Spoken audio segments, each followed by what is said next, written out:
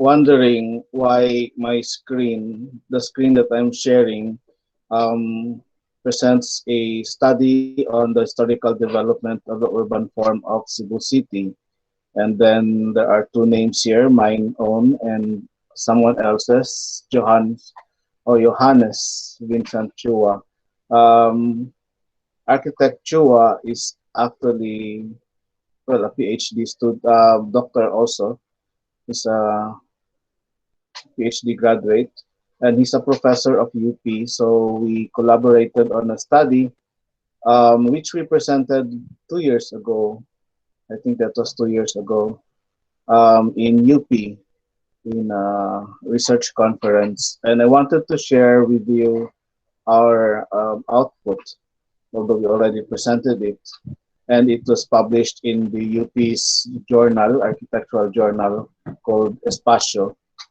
Um, because it serves also as a background, there are things that I might refer to here. And since Cebu, well, USC is in Cebu, and Cebu is like the case study of everything that we're trying to learn about architecture. So I think it's just fitting that I show you this. But I will go through the first part very fast because it has to do something with history. So basically, the outline is introduction, the problem, methodologies. So it's the typical research presentation. Um, anyway, I think it's also fitting because we're celebrating the 500 years when Magellan sort of found or discovered uh, the Philippines, especially Cebu City, for Spain. Okay, we all know our history, so I will um, no longer go through that. What's important is that after Spain, we went through a war. We went to war with the Americans, and Americans won, and then later on there was that World War, and then uh, Cebu City never really got to organize itself. No, never really got to plan uh, after that World War, and then you will see it later on. Um, so this is Cebu City now. It looks very good at night, but actually you will see that it's really so crowded. Okay, so here in this presentation, I was looking at the historical transformation of the Cebu City since it was founded in 500 years ago, and I have to use maps, and then of course I have to go through historical narratives, and then as a result of that, I should be able to get a pattern of development of the urban form and also historical development in economic, environmental, and social cultural aspects. So I'm limited by Cebu area only, and then I'm also limited to available maps and historical narratives, and then the boundaries, which are sometimes not clear among the barangays, and then I also included analysis of street to some extent and plot patterns. Okay, so I already mentioned the methodology. I have to use old maps and then convert them to something like GIS. Um, so it's like going back and forth between old and new. So the GIS, I have to base it on the actual, the right now, and then remove everything, remove all the streets that is not found in the old map. So what remains is the street from now, which is still existing in the old map, and then I add on the missing streets, no, that disappeared after some time. And then after that, we can now analyze street and plot patterns, and then comparing it to historical accounts, we can come up with the economic, environmental, social, cultural changes through time. Okay, so maybe never mind that. So these are the maps that I was able to use. There's a 1699 map, the oldest one, So I have to choose between the old maps, what can be useful, because there are maps which are really not drawn properly. So it's like a sketch only, and some maps are redundant, and some maps are really just for navigation for of the ships. So again, they don't show much street patterns, etc. So I have to remove them. So I came up with this, which represents some years. Okay, so I'm able to able to produce a map for say year 1700 more or less, 1830, 1850, 1870, 1900, all the way to the year 2000, but skipping skipping some periods, some decades because of the availability of data. So in the end, I have 1, 2, 3, 4, 5, 6, 7, 8, 9, 10 base maps. Okay. And as a result, these are the base maps that I was able to come up with starting in the earliest 1700. So this is Cebu during that time. Okay. So Fort Santiago, Fort San Pedro is right over here. Magellan's Cross is somewhere here. Okay. And then this is Carbon. So this should be familiar with you. But Cebu is only that portion. Okay. Parian is here, and then if you notice, there's a river separating that portion, that city, from the rest. Okay, so this is now the Spanish colonial grid. Much later, above that, to the north, you see settlement. These are the Chinese, the Parian, and then towards the left is the another settlement after the river, or between even after the river enclosing the well, it's like an equivalent to Intramuros. So these are where the locals, no, the Filipinos. So that's why they call this sometimes as this is San Nicolas. At this time, San Nicolas started from here, no? And then the boundary receded later. Um, that's why they call it Antigua Ciudad before, the ancient city, because it was the Filipino city, because the this one here, um, the original is like the Spanish part. So the Spaniards had this policy of separating races, Chinese here, Filipinos there, Spaniards here. That's the way for them to keep peace. So, or yes, peace among those races, no? And peace and order. So much later, of course, in the 300 years that we've been under Spain, so much has changed, um, especially towards the Parian. So it developed really faster than the one in the Filipino. It's because the Chinese are starting to get rich. Okay, and even during this time, you have the Parian church, which became more beautiful than the Manila Cathedral because there are more money among the Chinese. So the people here in the old city, the port city, decided to have the Parian church demolished so that people go to the cathedral instead, and somehow the money also goes to the cathedral instead of the Parian church since it's no longer there. So in 1900, the Americans took over, and then they wanted to expand. So that's why they built roads. You see here the road going to Guadalupe, and then the road going to Mandaue in the north. And then on 1920, you see here the Fuente Osmeña. That's the time that the waterworks system was established. And then a railroad system that goes all the way from the north to the south. And then somewhere here is the main station, and after the main station going south, it goes down to Carbon Market. Okay, so imagine that there was a train actually going to the Carbon Market before. Um, so ah, okay, why am I explaining it here? No, I was actually I actually have a slide for each. So, anyways, we're already here, no?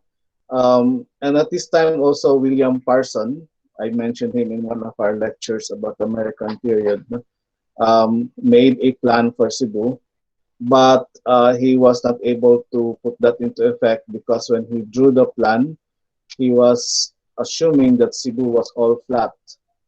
Generally, Cebu was flat, but there are actually some parts which are higher, no? I mean, which goes up higher, etc. So, anyway, the street system that he developed was not feasible um, for the entire development. So there were changes. So it ended up something like this rather than the plan that he made. And then the Americans were really building a lot of facilities, recreation facilities, libraries, museum, and school buildings. So this is the golden era of the time. And then came the war, and then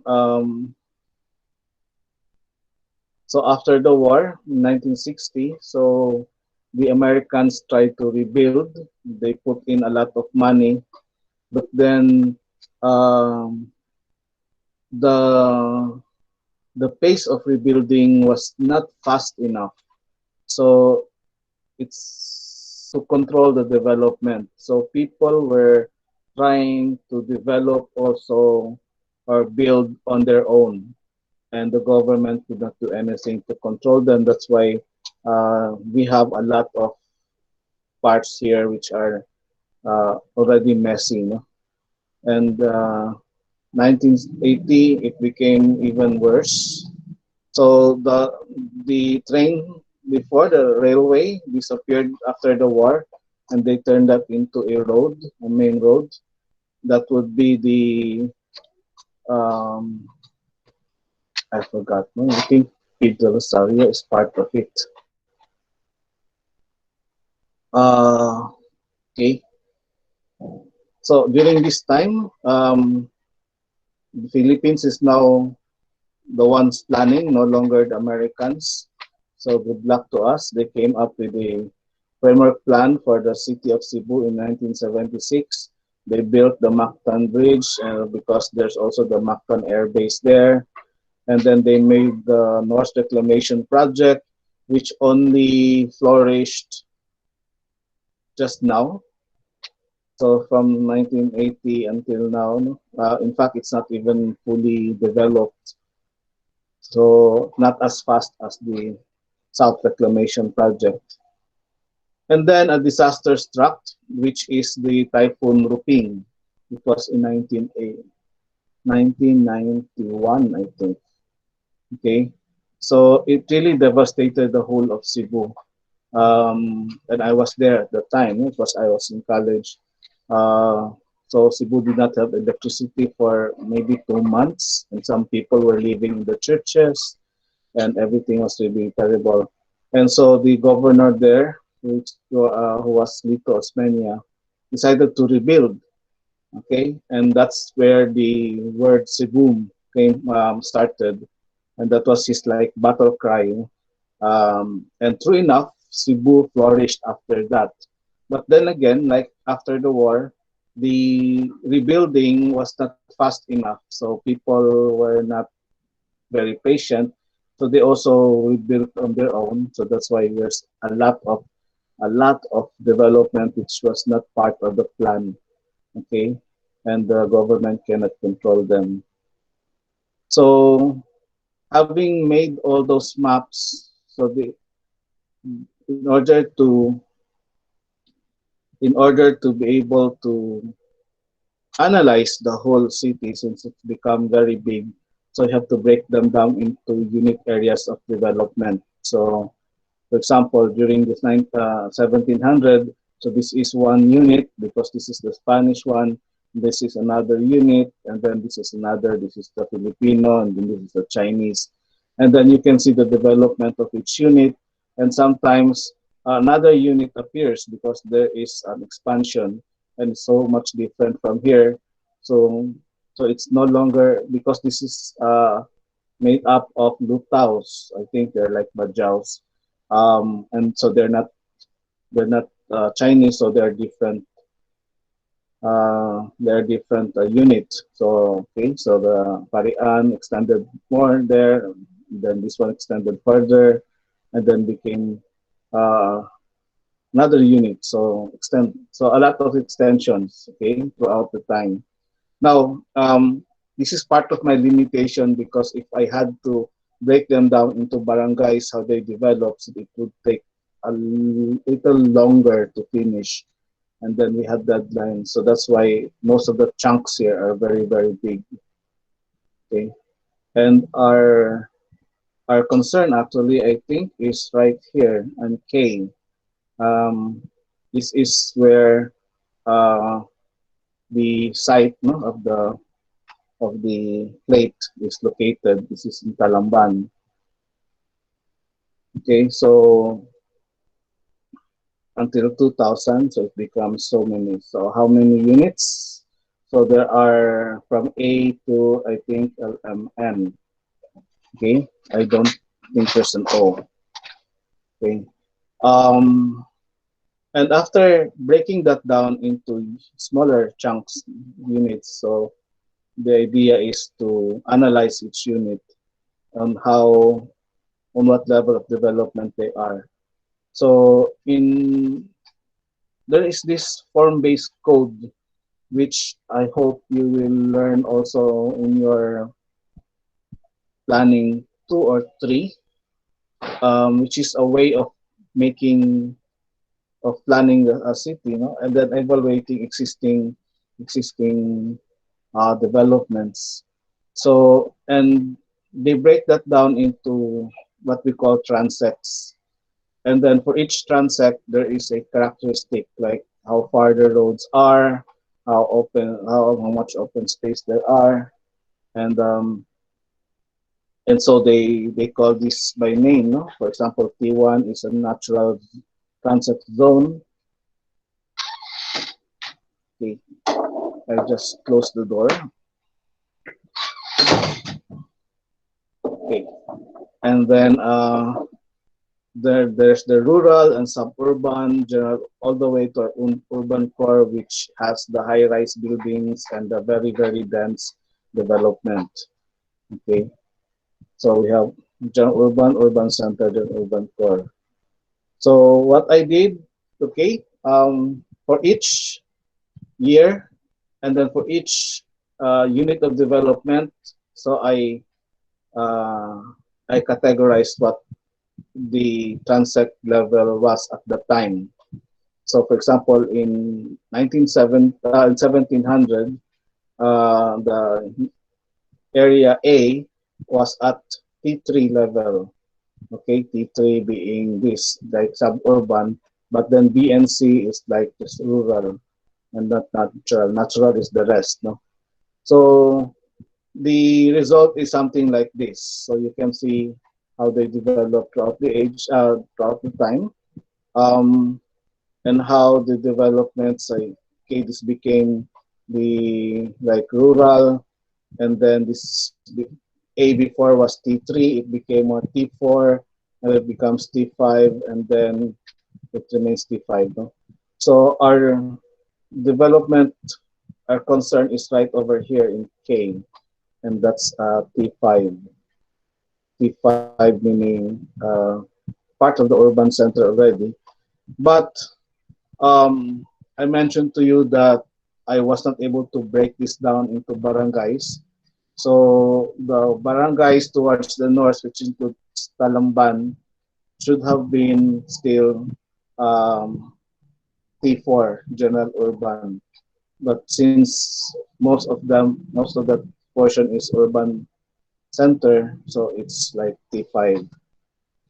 Okay. Um, so these are the years. So factors that change the land area of Cebu is incorporation of towns and municipalities into the city of Cebu because Cebu before was just that small part, okay? And then later on, even Parian was like a different municipality, but then it was later on subsumed into Cebu. Even Pardo was a different municipality, but later it became part of Cebu. San Nicolas was another municipality before, and then it also became part of Cebu. So Cebu became bigger because of that. And another reason why Cebu got so big is because of land reclamation. So you may have not noticed it, but from this, uh, actually, it became bigger. No? So because the current is going like, where is it going? I think from the bottom going this way, from the west going to the east, and so a lot of deposits of silt was deposited here, so that if you notice, so the land starts to extend towards the sea. Okay, and aside from that, there's were actually natural reclamation projects, starting with the north reclamation, and then later on with the south reclamation. So the city grew even bigger, and then um, there are periods of urban development during the Spanish occupation. Okay, they were trying to plan, and then when American occupation, during the American, they were also trying to plan.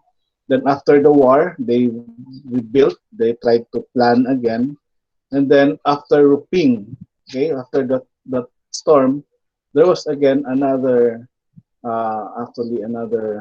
attempt to replan the whole city. Okay, so this post Ruping is something that most people did not realize was important in the planning period, because after the Americans left, so it was post-war. Okay, so people think that there were no planning after that, after the post-war. So actually there was no. And then uh, the thing is, the planning never really um, was not fast enough. So the government was not able to control everything. Okay, so that's it for that presentation. That's supposed to serve as a background for the lesson today. Okay, and I'm going to share my screen for that. No?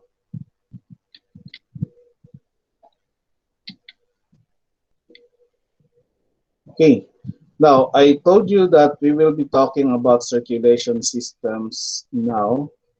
So, and it's a little complicated. That's why I have to give you a rundown about how Cebu developed, because it's necessary for my uh, explanation. Now, I also mentioned to you before that each barangay has their own base maps. Okay. Um, in this case, this is a land use map of Barangay Talamban only. Okay. Um, so when I was asking you to do site selection, so I was expecting you to show me maps which are on the barangay level here, where your site is located. But instead, you gave me maps of the whole Philippines, of the whole of Cebu, or of the whole of, I don't know. And then like the site is like a very very tiny dot. The what can you analyze with that? No? But at this scale, so we can make analysis. The site for the design is actually right over here, where it's made of, it's colored brown because it is a vacant lot. If you notice in the legend, okay. Um, this is the zoning map, and our site is zoned um, residential 2. Now, in my discussion last meeting, I mentioned that we're concerned about residential 1 only, but I forgot that we have 3 types of housing. So for single detached, so that's R1. Single attached or duplex actually belongs to R2 because they're more dense. And then the row house actually belongs to R3. Okay, so here, so you can introduce, of course, you're still allowed to use R1, but you can introduce R2 and R3 um, because it's more dense as long as you keep the proportions. Unlike this very yellow part below here, and I think this is I'm not sure, but I think this is the Maria Luisa. So so it's R1. Everything was is really like single detached. Okay. So right across our property would be um, the blue agro-industrial. Okay. But beyond after in Bakayan after this it is where there is the word Bakayan is the metropolis, I think, subdivision. So this becomes another R1 residential or residential one. Now, let me see. So Cebu or the Talamban area would fall under um, intended growth sector here. So I mentioned to you that earlier that's okay. Those areas can be analyzed in terms of transect, but there's an even uh, bigger categories than the transect, and which are the regional sector. Okay, and then this depends on the density of the development. So in principle, Talamban is right here in G3, intended growth sector, while here in the downtown area, this is G4. So which means this is like intended for growth later on, no, for planning. Um, and then under G3, you have different types of T4, T6, T5, and T4. No? So T4 is still under G3. So why am I so hot about T4 and whatever? No? Here you can see that for residential single family, so T4 is and T4 and T5 okay, is applicable. In T1, having residences is not applicable because this is supposed to be natural. No one is supposed to build. You will encounter this later on in when you go into your higher planning subjects. Now, to control, to design for circulation, we start off with the circulation of pedestrians. Okay. Um, 1/4 mile is equivalent to I think 200 meters. So just please correct me if I'm wrong, but let's assume that it's 200 meters. Okay. So a standard walking distance for neighborhood and bus stop catchment areas is like 1/4 mile. Okay. And then a typical walking distance for central business districts and rail station catchment areas is 1/2 mile. And I think this is 400 meters. Okay. What does that mean? I think this is how many minutes of walk? A 5-minute walk or 10-minute walk. Okay. So in planning standards, there is um, the threshold of how many minutes you can walk without getting tired, okay?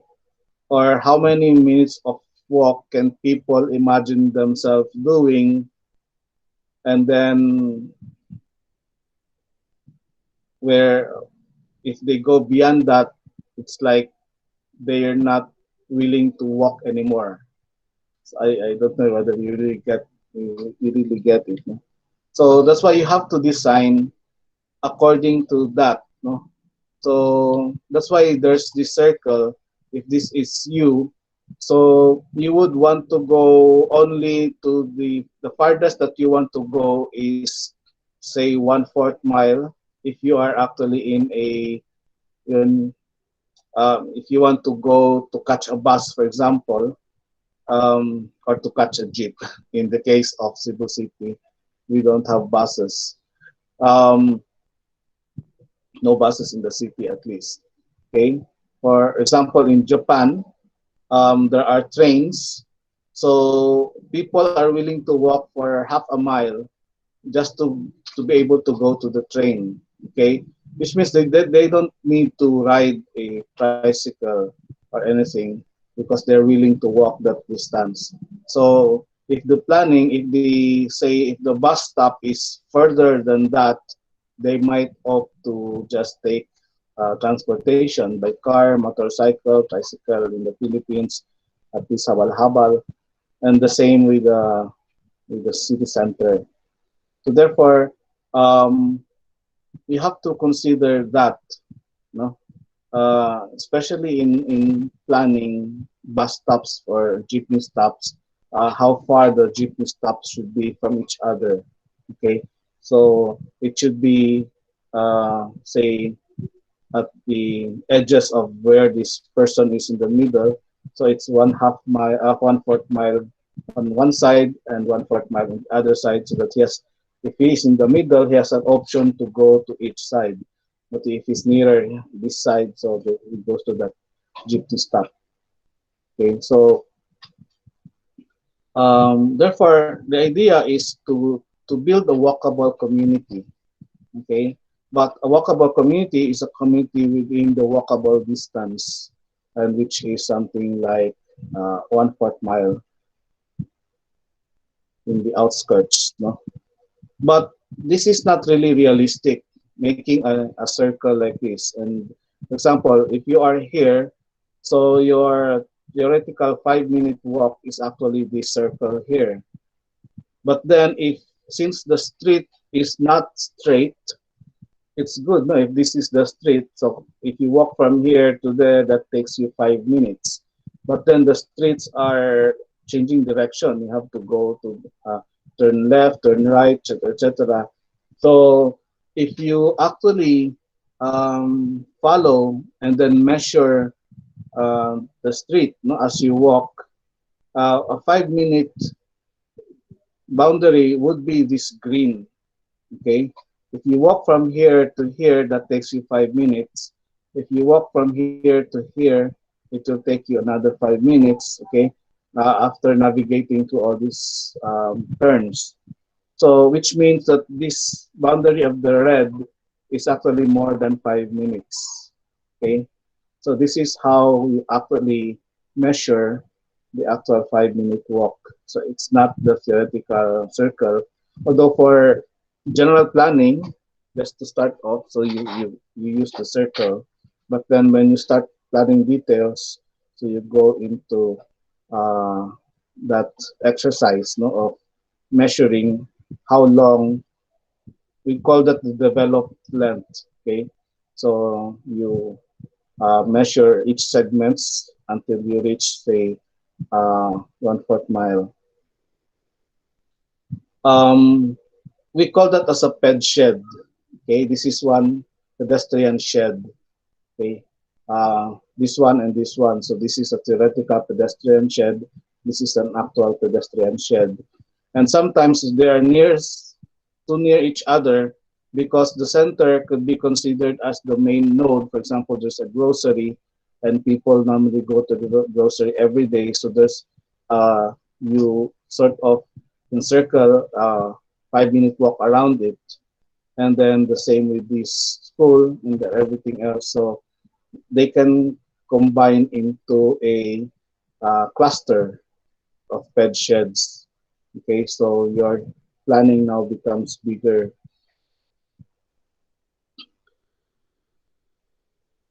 Um,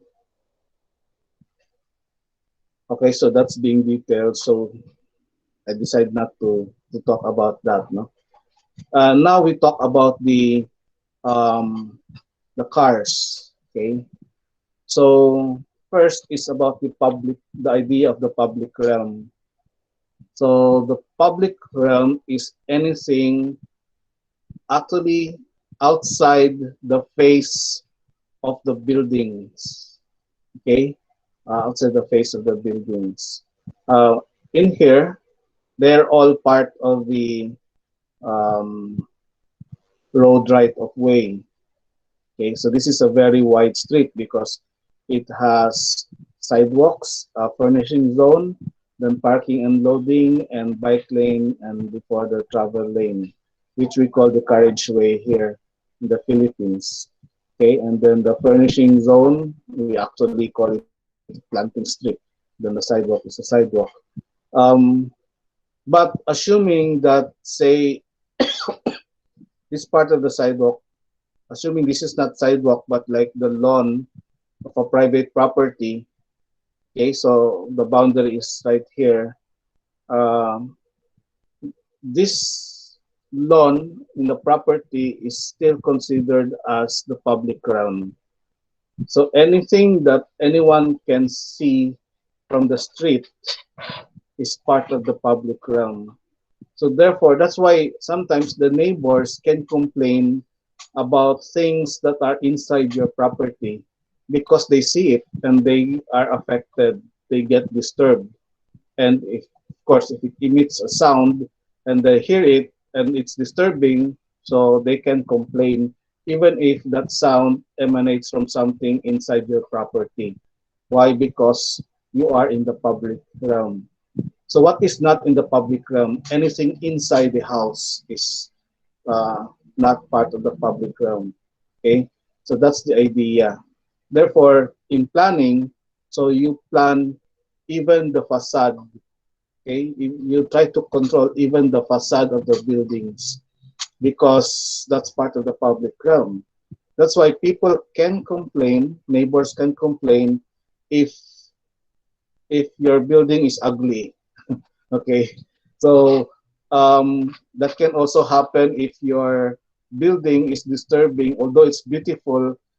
It disturbs people because maybe it did not follow uh, a belief, no, that was held dear or was valued by the community. Because I remember one architect, um, I think in Japan or somewhere else outside of the Philippines, who was telling us about his design where he used black black paint or black stone or something. Anyway, and then people complained about the use of the color black because in that neighborhood they considered it as bad luck. Okay, so imagine that, no? It's not their building, someone owns it, the owner, of course, and then the architect, but then people still complain about it. So that can happen, and then you have to understand why that happens, no? Because of the idea of the public realm. So therefore, you cannot be so arrogant to say that, okay, I don't care, it's in my property, it's private. So no, there is something else. There's a higher level of principle at work. Um, when we talk about the road, the type of road will depend on two things. So the movement and speed, and whether that's a through traffic, the fast, or it's very efficient. The movement of the car is very fast, and its access to the property, whether it goes to the property, no, it's very near the property already.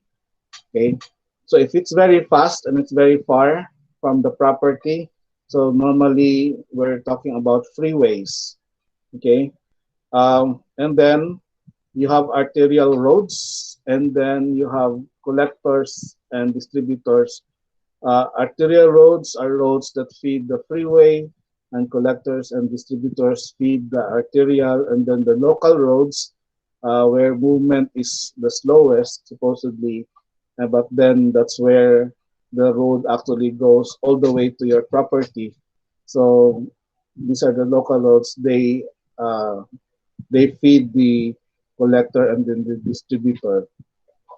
Now, if you recall our my lecture last meeting, I talked about major roads, collector, minor roads, all of those terms. So um, the terms can change. In the Philippines, we use a different terminology. We use a major, minor, and then we have a collector. Um, so, for example, here, their terminologies are wide road, medium road, narrow road, and alleys. Okay, so local road would be, or minor road for us would be equivalent to a narrow road because this the speed, no, it's 20 miles per hour, and then a major road would be the equivalent of their medium road. Then we also have an alley, which is all only 2 meters. So this is how it would look like if the streets were colored according to the type of road. You have the primary street here. Um, I was going to do this for Cebu City, but barangay by barangay, but I didn't have time before. Okay, but this is another way of showing it. Um, so the orange one, secondary streets collector, they collect from the smaller streets, the tertiary streets, and then the semi-private streets here can go directly uh, to the property, so they don't have to connect with anything else. Okay. Now, this is acceptable only to the very private streets. This is what we call the cul-de-sacs. So the cul-de-sacs are like dead ends. So a road that ends up with a loop or something, no, uh, a circular road or a rounded road, no, so that the car can turn back. But this is highly discouraged. Okay, um, you can only do this when it is not when you're serving only a very few houses. But to make it serve a lot of houses is not good. Um, so instead of this, where there is no continuation, there's a disconnect. So a preferred development would be where streets connect with other streets. Okay, so that there are more options. So there are more options. Um, Here there can be bottlenecks. So instead of this, so avoid cul-de-sacs as far as possible. So might as well connect like this. Okay, so this is one way of this is a better design.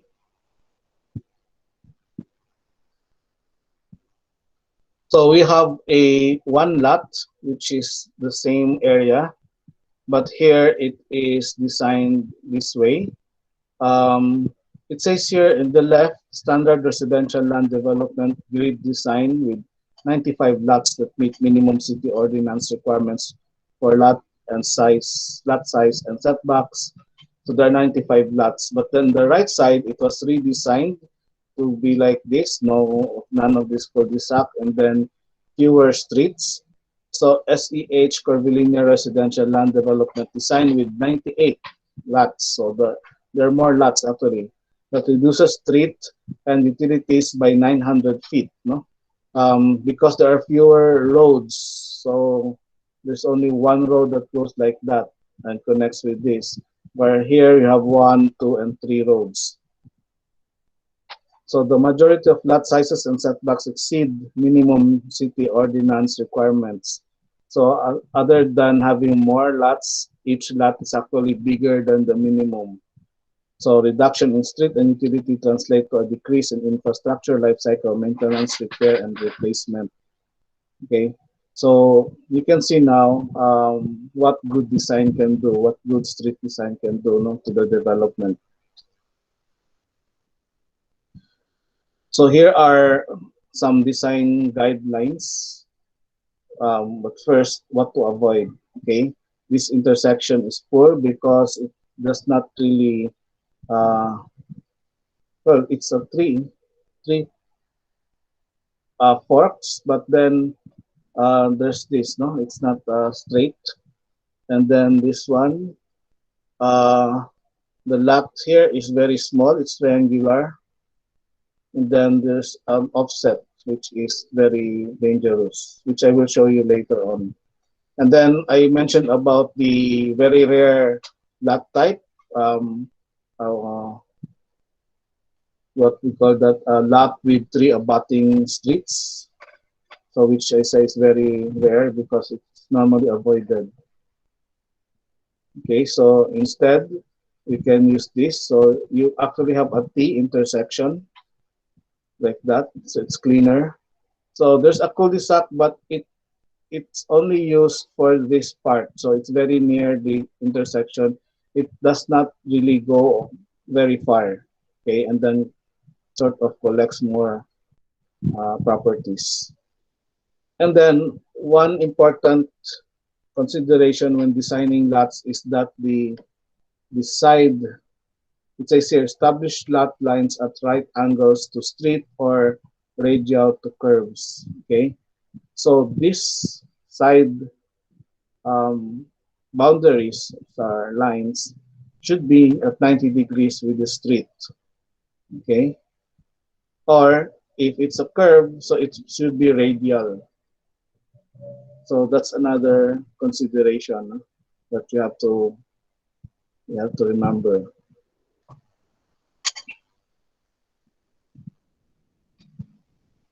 So if you are designing an arterial lot, okay, and then there has to be a turn, so the turning radius is bigger compared to a collector and especially compared to a local road. So here you only have 100 feet. That's I think 30 meters. So and then if you have an intersection, so it's better that it is 90 degrees. The turn is 90 degrees. Or if it has to angle, it should not be less than 60 degrees. Okay. So this is poor planning. This is less than 60 degrees. In which case your lot here is very awkward. It's difficult to develop this part. So if it is like slower like this, so you have a better lot configuration.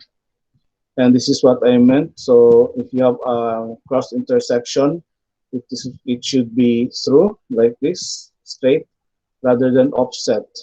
Okay, and if it has to offset for some reason, then it has to be beyond 125 feet, the center lines of each, because this can be very dangerous. And actually, we have a lot of this in Cebu, okay, and especially in the old towns of Cebu, old business district.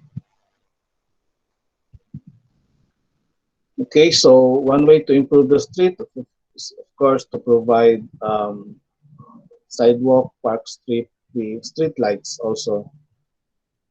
Um, if you have a corner lot, the corner lot should be more than 10 feet compared to interior lots. So this is a corner lot, so it's 80 feet. So there's an additional 10 feet or 3 meters. Okay, why? Because to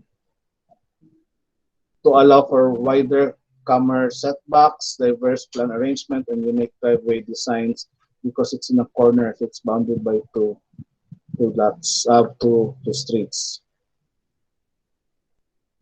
If you ever design something like this, because there's a stream right in between, or maybe you just, I don't know, maybe you designed a greenway. It's not a good idea for the backs of the house to be facing that green spaces like what you see in the picture. This is a green space and everything's all the backs of the house. No? are facing that.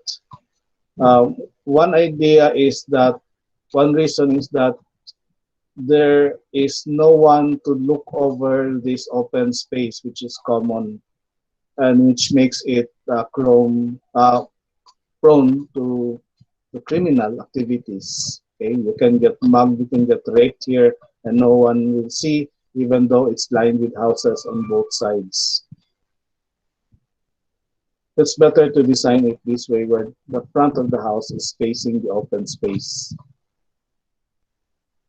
So the idea of surveillance is very important. So there should all the open spaces, including the roads, parks, and playgrounds, um, should have natural surveillance, meaning to say there should be a house facing those, which actually puts people on their toes, no? Because anytime anyone can look out the window and see them, so that they better behave, because otherwise someone might call the police. So therefore, it's important, no, that this is natural surveillance. This is one reason why some designs are like this, no? So in fact, in this slide, the advice is that the more dense development should be facing the open space. Okay, like more people should be looking at the open space. Um, so the higher density housing, mo na siya orange, no? So in your case, that could be the duplex or the row house, and then the single detached can be somewhere outside the surveying on the streets. I think this is the last. Okay, very good. Um, so I hope you have some ideas on how to design the road system. You have to follow the hierarchy of roads and then all of the general planning principles. Um, so it's 9:28, so we will finish our lecture. I will finish my lecture here. Um, after this, immediately after this, I will post a quiz. I did announce that there will be a quiz now. You have until noon to work on the quiz. It's just a 15 item quiz, and you're given 20 minutes. So backtracking is allowed, but one question at a time, no? That's normally my style. Um, unless you have any questions,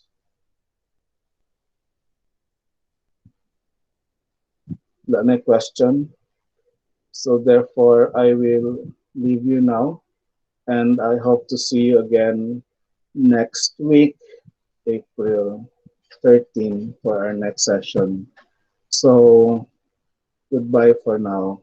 I'll just turn off my camera, and then um, you can just go ahead and leave. Okay. Thank you, sir. Thank you, sir. Thank you, sir.